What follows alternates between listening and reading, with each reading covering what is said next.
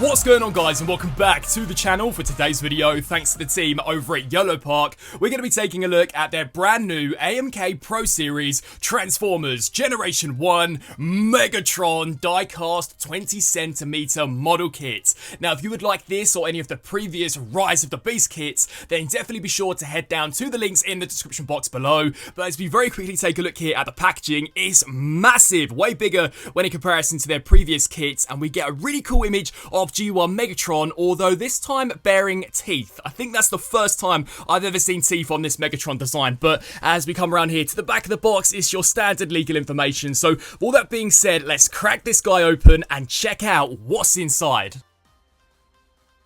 And so, here we have Megatron cracked out of the packaging, and as you can see, one of the biggest differences this time round when in comparison to their regular AMK series is that AMK Series Pro basically comes with a lot more accessories. So we do get included a display base, a lot more weapons for Megatron to use. I also believe this guy has a premium paint deco, comes with diecast as well as an LED electronic function. So I'm definitely very excited to check this one out. I was amazed by some of their Rise of the Beast kits, and this does seem to be very similar in design to them, in the sense that all of the pieces come pre-cut, pre-painted, and the assembly does appear to be kept to a bare minimum. So all that being said, let's assemble Megatron into the mighty leader that he is and see how he stacks up alongside some of their past releases.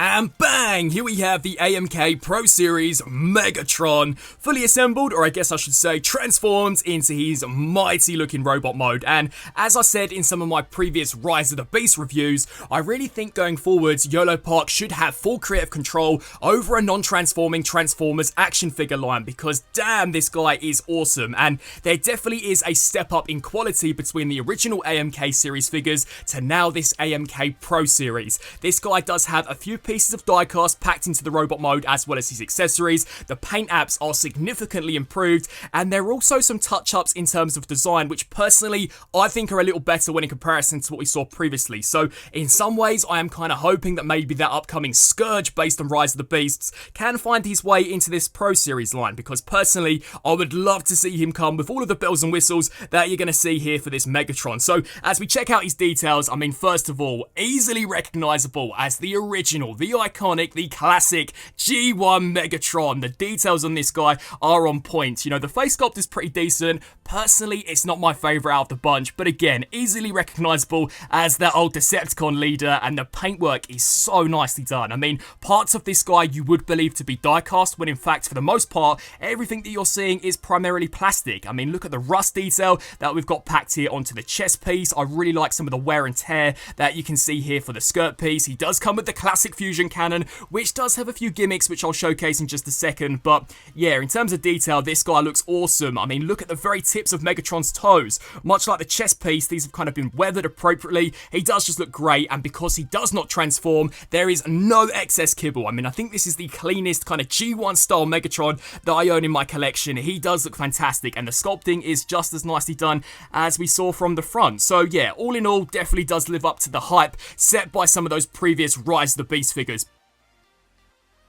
Because he's non-transforming, I'm pretty certain you guys all want to know exactly how he articulates. So in terms of the head, it is on a ball joint. It can look up, it can tilt side to side, as well as rotate the full 360. But check this out. They kind of packed in an additional hinge joint at the neck so that we can have Megatron glancing down upon his victims. Such heroic nonsense, which I thought was really awesome. In terms of the shoulders, these can rotate the full 360, hinge out to the sides. We get a fantastic butterfly joint. I mean, look how far forward forward that can go. That is so nicely done. There is a rotation joint packed into the bicep, as well as only a single joint here for the elbow, but check out the range of motion that you can get out of that. So yeah, from an engineering perspective, that is awesome, and the joints are completely painted, so no part of this guy does come across to look ugly and kind of contrast with the rest of the metallic silver, which I thought was pretty cool. In terms of the wrists, these can rotate the full 360, and one of the biggest improvements that I've found between this and the previous Rise of the Beast figures is this time round he does have fully articulated hands, which I think are epic.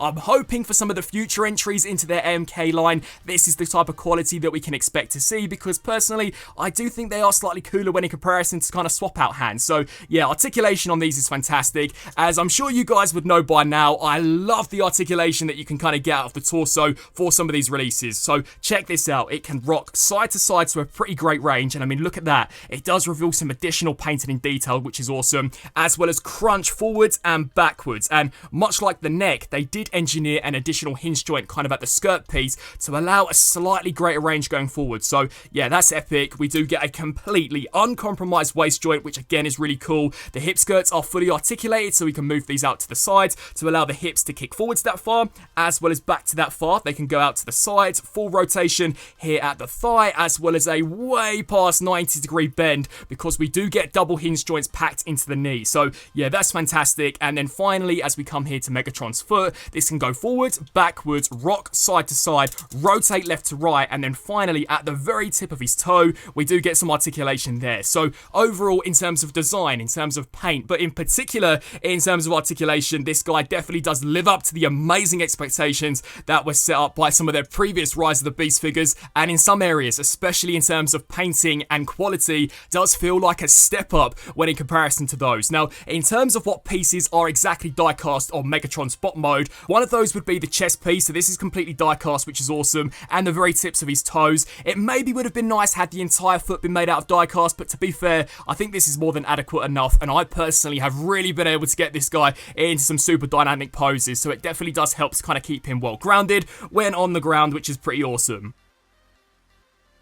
Now, as we check out this Megatron's features, one of the biggest differences, again, between the AMK Series Pro to AMK Series would be that he now has LEDs packed into both his head as well as his fusion cannon. So, in order to turn the ones on inside his head, you will require the use of a magnet. Basically, just hover it over the top of his head and bang! Megatron is instantly brought to life, and I think regardless of what face sculpt you decide to go with, he's just going to look epic, because that kind of internal burning magma effect that we've got going on behind those eyes does just look so wickedly awesome. So yeah, that's fantastic. If we hover it over it again, we do get this flickering effect. So, you know, maybe if he's taken a beating by Optimus Prime, he can kind of be like, I still function, you know, maybe he's malfunctioning. And then if we hold it over the top of his head for one last time, we get this very slow, almost pulsating effect. So maybe he's drifting through space and bumps into Unicron, and then Unicron reformats him into Galvatron. So that's pretty cool. And then for a fourth time, it does switch the LEDs off. The fusion cannon is a little more simpler in the way it works. So basically, it does just operate by a button. So you push this little button here and bang, we get this super fiery burning LED packed in the inside of the cannon, which looks great. And you can extend this to kind of go into overkill mode, which I thought was really awesome. So now Megatron can do long range shots. The Autobots literally do not stand a chance. I think the LEDs are great. I'm hoping this is something again that we can see with their upcoming Rise of the Beast Scourge, because personally, I think that would be epic. But that's not all for Megatron, because in addition to the LED feature, he also comes with a shed ton of additional accessories as well as weaponry. So in addition to this slightly more classic neutral expression for Megatron, we also get the classic maniacal smile slash kind of grin. This is awesome. This is definitely my favorite out of the bunch. I mean, look how crazy Megatron looks. Super awesome. And then finally, in terms of face sculpts, we get the You're a Fool Starscream head sculpt. And yeah, this one looks great. I mean, look at the expression in that mouthpiece as well as the brow. That is sick. But he also does come with quite a few weapons. So let's check a few of those out. So first up would be Megatron's kind of lightsaber. I believe he uses this in the 86 86 movie, again to kind of fend off against Optimus Prime. I'm hoping they bring out an Optimus Prime for this Pro Series because that would be great. But yeah, very nicely painted as well as detailed. We also get Megatron's Energon Mace, which we see throughout the G1 cartoon series. So yeah, that's pretty cool. This is articulated at quite a few individual segments, so that's really awesome. In order to install this, you basically just pull off Megatron's hand and stick this into the port and you are good to go. We get this pistol, which again I believe is inspired by the 86 movie when he's ordering Prime, commanding Prime to fall. So yeah, that's pretty awesome. Then there is the key to Vector Sigma. Now, much like his chest piece and the tips of his toes, this is completely made out of die-cast metal, so has a great bit of weight to it, and as you can see, paintwork-wise is awesome. Very accurate again to how it showed up in the original 80 series. And then finally, we get a battle-damaged chest piece, again inspired by his battle from the 86 movie. This is great, however, it's not made out of die-cast, unlike the kind of standard chest piece, but still very nicely detailed. I mean, even here on the backside, we get the kind of insides of Megatron sculpted here. Very easy to swap out, you know, you basically simply just slide off the existing sculpt and then peg this one on, and yeah, it does change the design of this guy. Would have been nice had we been given a battle-damaged kind of head sculpt to go along with this, because besides the chest piece, the entirety of Megatron's body is completely clean, but who knows, maybe they'll give us a few more accessories if they ever do bring out an Optimus Prime to kind of really recreate that 86 movie battle. And then finally, a really nice inclusion would be this display base, because these AMK series figures are so posable. I think this is sick. As you can see, you can articulate it in a whole multitude of ways. It does have a clamp for you to kind of grasp around Megatron's torso. It does have a Decepticon insignia, and I imagine they will be bringing out more of these, because as you can see, it does appear as if though they will be able to interlock with each other. So definitely excited to see as to who maybe is their next AMK Pro release.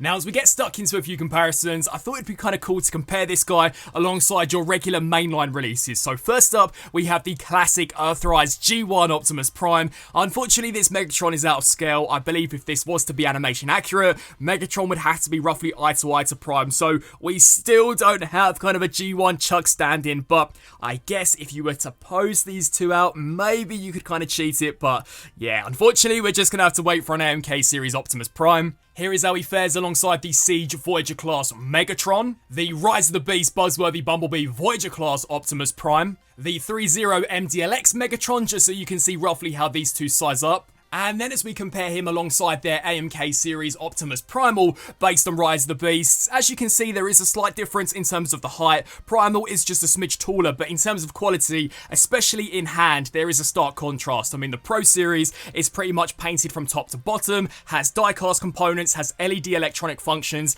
and also comes with a lot more accessories when in comparison to the likes of Optimus Prime and Bumblebee, which we'll show off in just a second. This Primal was fantastic value for money, but most of him was unpainted plastic, and he is completely plastic. I am in some ways hoping that maybe they take some of the characters which they've already released and put them as part of this Pro series, because I think in particular with the likes of Optimus Prime, he would really benefit from that treatment. I mean, can you guys imagine him coming with all of the weapons that we saw in the movie, as well as to have LED features packed into both his cannons, as well as the head? I think that would be insane, but both of them are fantastic. This AMK series line is killing it, and I really am excited to see as to what other characters we can expect from them in the future. And then just to round things off for some of these Yolopark comparisons, here we have that Rise of the Beast Optimus Prime, and then finally Bumblebee. And then to round off the comparisons completely, here we have Yolopark's G1 Megatron alongside the official Takara Tomy masterpiece G1 Megatron.